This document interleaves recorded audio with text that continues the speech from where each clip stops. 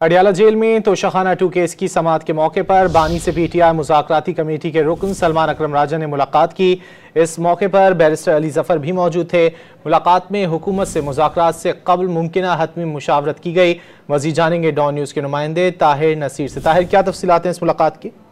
जी देखिए, central jail Adiala में Toshakhana 2 case की समाअत के मौके पर बानी पीटीआई के मुज़ाकराती कमेटी के एक रुकन की मुलाकात हुई है। मुलाकात मुज़ाकराती कमेटी के रुकन सलमान अकरम राजा ने की। बैरिस्टर अली जफर भी उस वक्त उनके हमरा मौजूद थे।